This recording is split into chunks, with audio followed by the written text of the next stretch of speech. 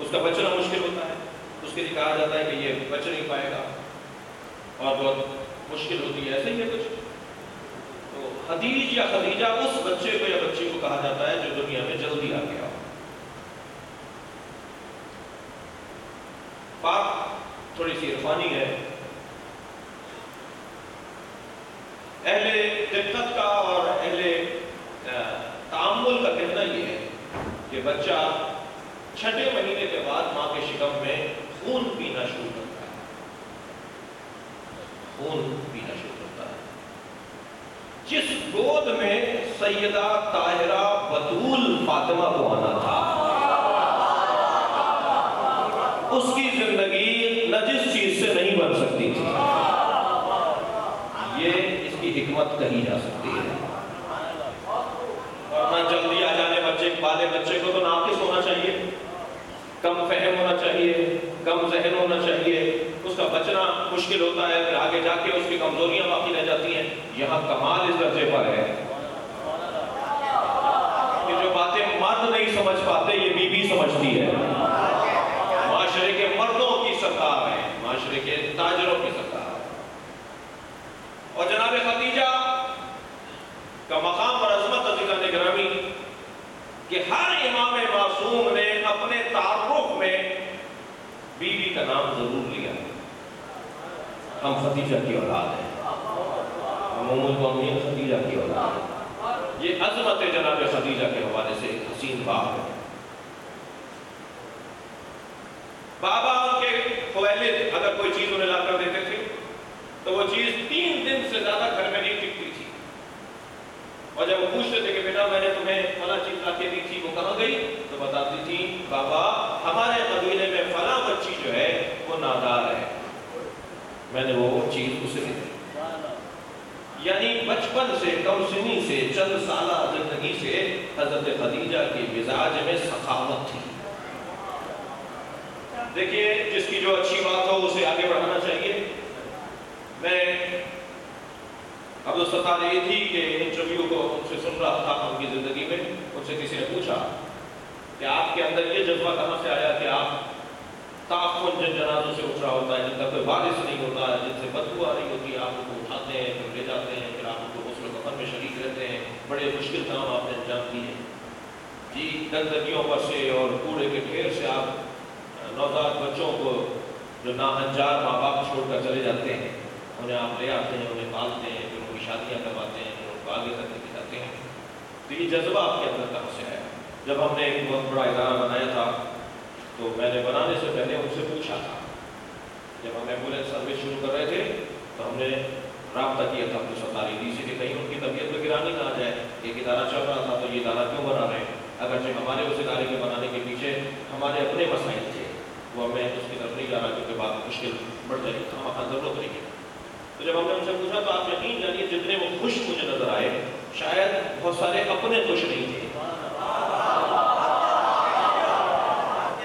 شاید بہت سارے اپنے خوش نہیں تھے. اتنا انہوں نے حوصلہ دیا ہمیں، اتنا انہوں نے ہمت بتائی. لگے مولانا یہ ہمارا ادارہ بہت ناکافی ہے، جتنی ضرورت ہے ہم اس سے بہت کم کام کر رہے ہیں، اور ادارے بننے چاہیے. اور یہی قاعدہ قانون اس ممبر کا پیغام ہے عزیزان گرامی. اداروں کا، تنظیموں کا زیادہ ہونا عیب نہیں ہے، تنظیموں کا آپس میں لڑنا عیب ہے. اداروں کا آپس میں لڑنا عیب ہے. بنائیے دھڑا دھڑ تنظیمیں، بنائیے دھڑا دھڑ ادارے بنائیے، مگر آپس میں ہم مانگی رہے، احترام کی فکر ہے. وہ بیان کر رہے تھے جو بات کرنے کی تھی، وہ بیان کر رہے تھے. جب پوچھا کسی نے کہ آپ میں جذبہ کیسے آیا، کہنے لگی میری والدہ جب میں کچی پکی میں پہلی جماعت میں اسکول جانا شروع ہوا تو میری اماں مجھے 2 آنے دیتی تھی اور کہتی تھی ایک تیرا ہے اور ایک اس بچے کا ہے جس کے پاس نہ ہو. بہت بڑی بات ہے ابھی لوگ، ہمیں ان بچوں کو یہ پیغام دینا ہے. صلوات پڑھنا محمد وآلہ.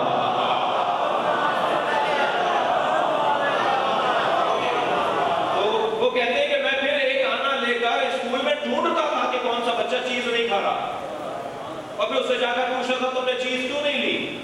میں بچوں کی زبان میں بات کر رہا ہوں، تم نے چیز کیوں نہیں لی، تم کیوں نہیں کھا رہے کوئی چیز. تو وہ جو بھی بتا دیتا تھا مجھے کہ میرے پاس پیسے نہیں ہے، میرے ابا مجھے نہیں دے سکتے تھے. تو میں وہ ایک آنا اسے دے دیتا. بہت بڑی بات ہے. بچپن سے اینٹ کا سیدھا رکھنا ضروری ہے تاکہ عمارت سیدھی جائے.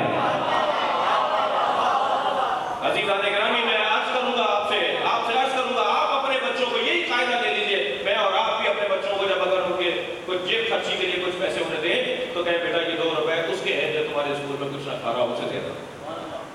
البتہ بعض جگہ یہ مثالیں مشکل ہے ملنا، لیکن بہرحال ایسا ہے کہ ہمیں ان مسائل کی طرف توجہ کی ضرورت ہے.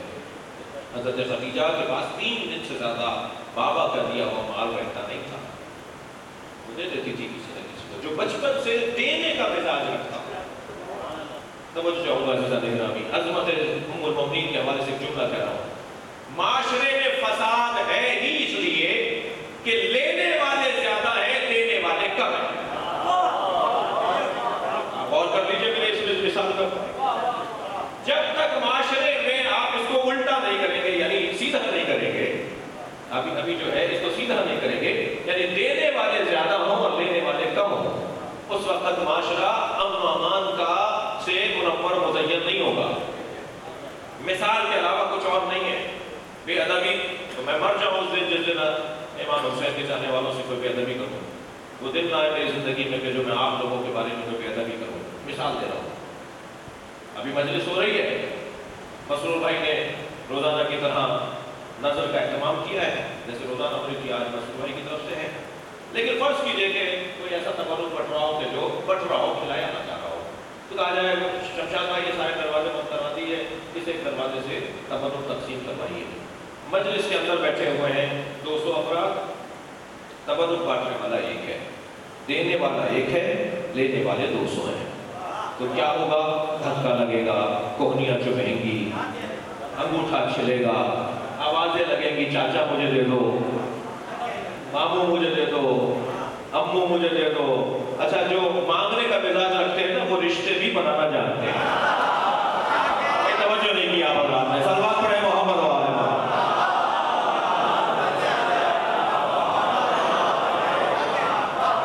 تو کیونکہ دینے والا ایک ہے تو دھکے لگ رہے ہوتے ہیں، کوہنیاں چھل رہی ہوتی ہیں. توجہ ہے نا.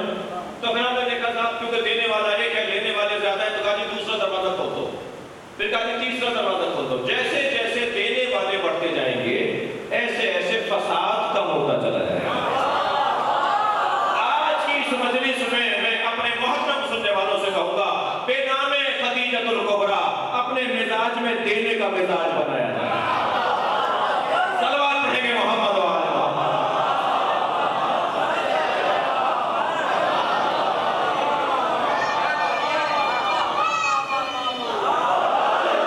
ہمارے ہاں تعلیمی اداروں میں ضرورتیں ہیں، ہمارے ہاں فلاحی اور صحت کے اداروں میں ضرورتیں ہیں.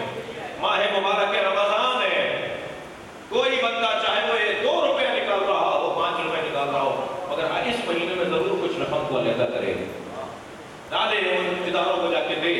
آج بھی فنڈ ریزنگ کا اجتماع ہو رہا ہے، وہ جانی حال میں جو ہے وہ کچھ بڑے اداروں کے لوگ جمع ہیں. جناب لفظ حسین صاحب یہ اس اسکول کو دیکھتے ہیں جو اسکول جناب اظہر زیدی صاحب کا اسکول ہے، یہ سجادیہ کے پیچھے اور سدیازی کے علاقے کے اندر پینٹا ماڈل اسکول کے اندر کوئی 100 سے زیادہ بچے ہیں جن کی فیسوں کے ایشوز رہتے ہیں، والدین نہیں دے پاتے. اندرون سندھ کے اندر ہم سے متعلق کچھ ادارے ہیں. آپ خود کیجئے، مراد کوئی غلط ہے کہ نہ ہو، خود کیجئے، اپنا کام خود اپنے کاتے پر لیجئے، ڈھونڈیے جا کر کن کو دینا چاہیے، کن کی کو ضرورت ہے، کہاں کیا مسئلہ ہے. لیکن عزیزان گرامی اس مہینے کے بعد دیں گے تو 1 روپے کا ثواب 1 روپے ہی ملے گا، اور اس مہینے میں دیں گے تو 1 روپے کا ثواب 1 کھجور کا ثواب پہاڑ کے برابر ملے گا. یہ بہترین موقع ہے جتنا سمیٹ سکے. صلوات پڑھیں ذرا محمد و آل محمد.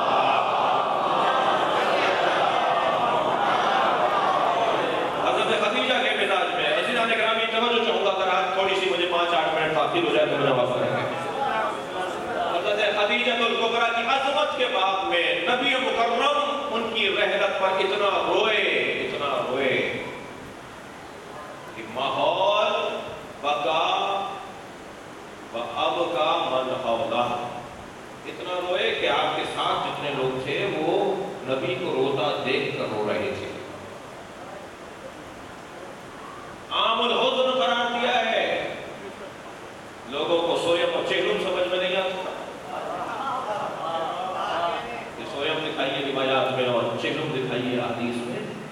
ہم تمہیں برسی دکھا رہے ہیں حدیث میں. یہ برسی سال بھر تک، سال جب پہلی تاریخ وہ تاریخ آ جائے گی جس تاریخ پر اہلیت ہوئی تھی بی بی کی، تو وہ پورا مثال بنے گا نا. ایک سال کا غم منایا جناب خدیجہ. جانور ذبح کرتے تھے، سنی شیعہ کتابوں نے لکھا ہے، جانور ذبح کرتے تھے اور فرماتے تھے خدیجہ کی فلاں قبیلے میں سہیلی ہے، فلاں قبیلے میں بچپن کی دوست ہے. اسے وہ خدیجہ اپنی زندگی میں یاد رکھتی تھی. یہ گوشت خدیجہ کی سہیلیوں کو پہنچا گیا اور جناب خدیجہ کی سہیلیوں کو حضرت نبی مکرم بکری کا اور چھوٹا جانور ذبح کرتے تھے، وہ گوشت نہیں کھاتے تھے. بیوی کا نام اگر کبھی آ جاتا تھا سرکار اپنے آنکھوں میں آنسو بہہ جاتا تھا. جناب خدیجہ کا کوئی ذکر کر دیتا تھا تو بیوی کے نام پر آپ کی آنکھوں میں. ایک دفعہ حضرت عائشہ نے، یہ بھائی صحیح بخاری کی روایت ہے، حضرت عائشہ نے کہا کہ آپ کو اللہ نے ان سے زیادہ اچھی بیویاں دے دی، آپ کو اللہ نے ان سے زیادہ اچھی ازواج دے دی. وہ ضعیف بھی تھی، ان کے علاوہ اور ازواج ان سے زیادہ بہتر ہیں، مگر آپ ان کو زیادہ یاد رکھتے ہیں. فرمایا خبردار کسی زوجہ کو میری خدیجہ کے برابر نہ کرو. کوئی زوجہ میری خدیجہ کے برابر نہیں ہے. خدیجہ نے میرا اس وقت ساتھ دیا جب میرا کوئی ساتھ دینے والا نہیں تھا. مجھے کوئی میرا ساتھ دینے والا نہیں تھا. دوسرا، خدیجہ نے اپنا سارا مال میرے حوالے کر دیا. خدیجہ نے سارا مال میں اگر صاحب اولاد ہوں تو وہ خدیجہ کی وجہ سے. میں اگر صاحب اولاد ہوں، لکل نبی اسوۃ اور اسوۃ لی من صلب علی بن ابی طالب. ہر شخص کا خونی خانوادہ ہوتا ہے اور میرا خونی خانوادہ علی کی صلب سے ہے. خدیجہ کو برابر نہیں کہو تو عزیزو، جو مطلق تابع ہوتے ہیں نا اپنی بیگمات کے، ان سے محتاط رہیے، ان سے محتاط رہیے. ایک قصے جو مطلق تابع فرمان بیگمات ہوں، پلٹیے ذرا. میں پھر حضرت خدیجہ کی عظمت پہ ایک جملہ کہہ کر مجلس کو مکمل کروں گا. اور دوسرے جو خود پسند انسان خطرناک ہے. خود پسند، اپنے بارے میں اتنی تعریفیں کرنا ہے، اپنے اس کو کچھ اور نظر ہی نہیں آتا، اپنے علاوہ کوئی نظر ہی نہیں آتا. یہ شخص بھی خطرناک ہے. ان بھائیوں کا مزاج بھی یہی تھا. دوسری بات یہ کہ جو لمبی لمبی باتیں کرتے ہوں، اچھے اچھے نعرے لگاتے ہوں، ان لوگوں سے بھی محفوظ رہیے. انا لہو لناصحون، ہم اس لیے خیر خواہ ہیں، ہم یہ کریں گے، ہم وہ کریں گے. آج ہمارا معاشرہ میرے عزیزو اس خوبصورت اور بہکا دینے والے نعروں کی زد میں ہے. تعلیم کے نام پر باہر ممالک میں اپنے چھوٹے چھوٹے بچوں کو جو بھیج رہے ہیں، یہ خطرناک دور سے گزر رہے ہیں. خاص طور پر وہ بچے کہ جو اپنی اس عمر تک نہیں پہنچے ہیں کہ جنہیں بہت ساری باتیں معلوم ہونی چاہیے. آج اگر چوتھی کلاس میں اور تیسری کلاس میں بچے کو بتا دیا جائے کہ ازدواجی تعلقات کیا ہوتے ہیں، تو یہ بچہ قبل از وقت اس چیز کی طرف راغب ہوگا. جب یہ قبل از وقت اس چیز کی طرف راغب ہوگا تو معاشرے میں فساد پھیلے گا. اور آپ یہ کہہ رہے ہیں کہ اویئرنیس دینی چاہیے اور تعلیم دینی چاہیے اور لوگوں کو، بچوں کو بتا دینا چاہیے. کیا ماں کے شکم میں آپ کو بتا دیا گیا تھا کہ آپ کہاں جا رہے ہیں؟ کیا اس دنیا میں بتا دیا گیا ہے کہ برزخ میں ہمارا کون سا مقام ہے؟ ہر چیز کی معلومات وقت پر ہوتی ہے. صلوات پڑھنے ذرا نبی اور آل نبی کا.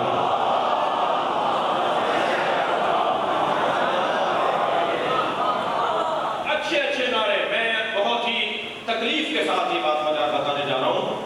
میرے پاس دو ماں باپ اپنی ایک جوان بچی کو، جو بچی ابھی کوئی 14-15 سال کی تھی، جس نے میٹرک کیا تھا، اسے لے کر آئے اور یقیناً اسی قبیلے کے تھے جو میرے پاس مشورہ کرنے آئے تھے.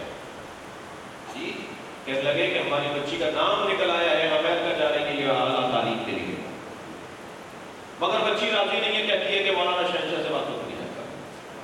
ماجرا کیا ہے بھائی، کیوں نہیں راضی ہو رہی ہو؟ تو کہنے لگی کہ مجھے نہیں پتا کہ ایئرپورٹ پر وہاں پر قرآن نکلتا ہے. وہ جن لوگوں نے اس تعلیمی ادارے سے طے کیا ہوا ہوگا کہ یہ بچے ہم پالیں گے، مثلا 10 بچے ہمیں دے دو، 1 بچہ ہمیں دے دو، 2 بچے ہمیں دے دو. اب وہ جو مجھے ایئرپورٹ پر لینے آئیں گے، نہیں معلوم وہ ہندو فیملی ہے، نہیں معلوم وہ یہودی فیملی ہے، وہ عیسائی فیملی ہے، وہ مسلمان بھی ہے یا نہیں ہے. مجھے ان کے ساتھ گھر میں رہنا ہوگا، گھر جا کے معلوم ہوگا ان کے یہاں لڑکے کتنے ہیں، ان کے یہاں لڑکیاں کتنی ہیں. میں انہی کے ساتھ اسی گھر کے اندر رہوں گی. یہ تعلیم کا ہے نا نظام بھائی آپ کے یہاں، اس سے زیادہ تو آپ کو کیا ہوتے ہیں. مجھے تو اس بچی نے میرے ہوش جو ہے اڑا دی ہے جب اس نے مجھے آ کے تفصیل بتائی. اس نے کہا میرے ماں باپ کہہ رہے ہیں نام نکل آیا ہے، تعلیم تمہاری فری ہوگی، تم امریکہ پڑھنے جا رہی ہو، تم وہاں سے اعلیٰ تعلیم حاصل کر کے آؤ گی. مولانا مجھے سمجھ میں نہیں آ رہا کہ میں جاؤں تو کیا ہو وہاں جا کر میرے ساتھ. اس سسٹم کے تحت جو بچے گئے ہیں ان میں سے 4 بچوں نے آ کر بتایا بھی ہے کہ کیا ہوا ہمارے ساتھ. یہ جو اچھے نعرے ہوتے ہیں نا، اِنَّا لَهُ لَنَاصِحُونَ، ہم تو اس کے لیے خیر خواہ ہیں. یہ تعلیم کے خیر خواہ ہیں. یہ تعلیم کے نام پر فحاشی، تعلیم کے نام پر بد اخلاقی، تعلیم کے نام پر قبل از وقت تعلیم دے کر بچوں کو غلط رخ پر لے جانا. میرا کام تو متوجہ کرنا ہے، آپ کو سمجھ میں نہ آئے تو آپ کی بات ہے. کوئی میں منوانے کے لیے تو میرے پاس قوت نافذہ تو ہے نہیں. میرے پاس سب بات پڑھے ذرا محمد والے.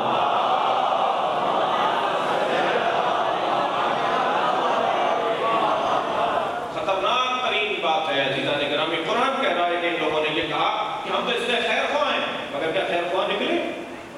اور بھائیوں نے کنویں میں پھینک دیا، کہاں خیر خواہ نکلے؟ اتنا تو ہے کہ ہمیں اپنے ارد گرد کے ماحول کی طرف اور خیر خواہوں پر بھی توجہ دینے کی ضرورت ہے. جو خیر خواہوں کا عنوان ہے اس پر بھی توجہ دینے کی ضرورت ہے. میرے عزیزو، اس بیوی جن کی آج رحلت کی اور وفات کی تاریخ ہے، اس کی زندگی ملوکانہ گزری ہے مگر رحلت غریبانہ ہوئی ہے. وہ زندگی تو انہوں نے اپنے شوہر کی زندگی میں شریک ہونے سے پہلے اور اپنے شوہر کی زندگی میں شریک ہونے کے بعد. کوئی سوچ سکتا ہے؟ کچھ دیر کے لیے مجھے معاف کیجیے گا، جب تک مجسم نہیں کروں گا مثالوں کو بات میرے بچوں تک نہیں جائے گی. جس نے 25 سال تک ڈیفینس کے ماحول میں زندگی گزاری ہو، اسے کہا جائے کہ مثال کے طور پر مثلا جو ہے وہ قصبہ کالونی اور آگے کے علاقوں میں جہاں 3 کی چھتوں والے لوگ رہتے ہیں وہاں پہ رہو.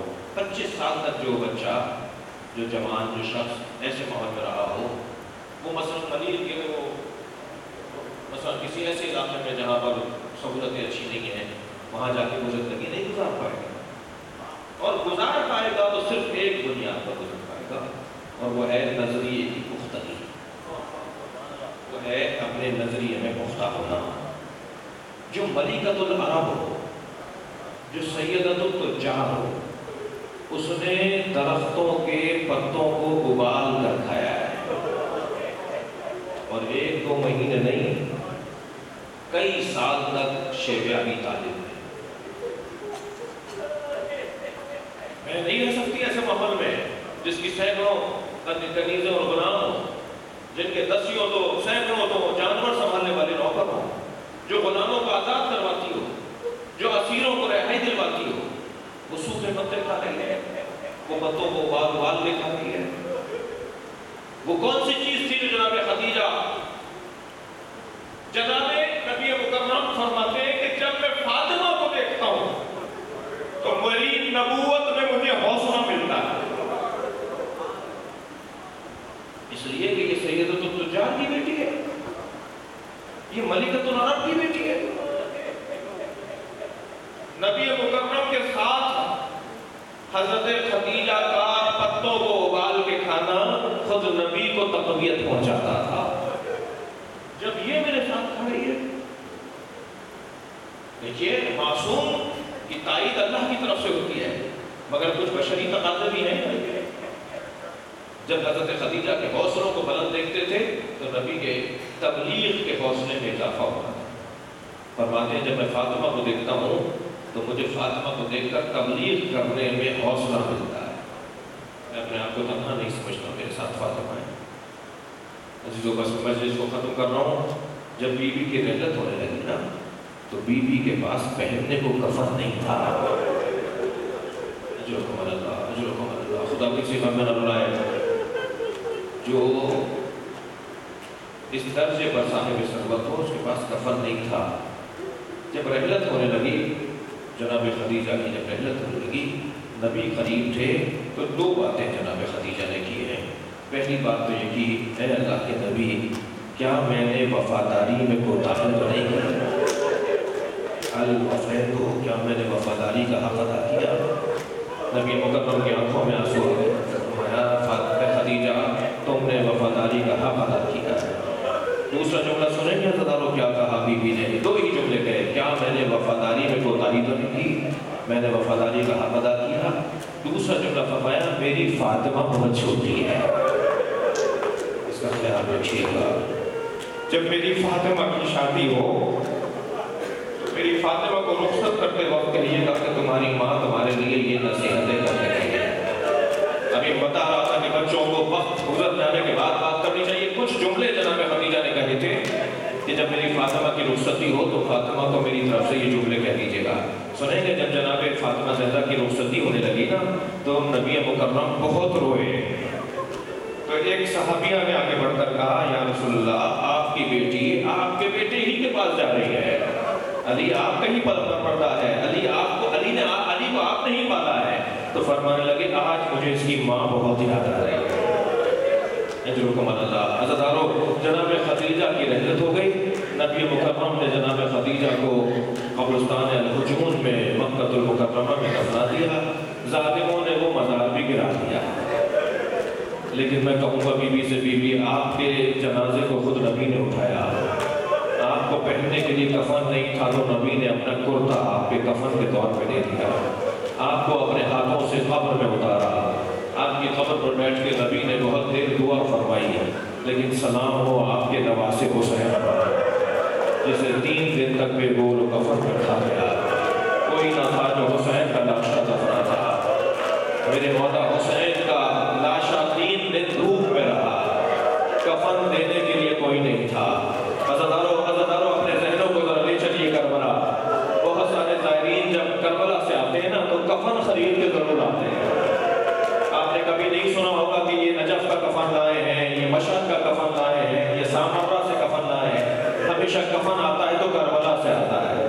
اس کا ایک سبب یہی ہے کہ وہاں سے کفن لاؤ جہاں والوں کو کفن نہیں ملا۔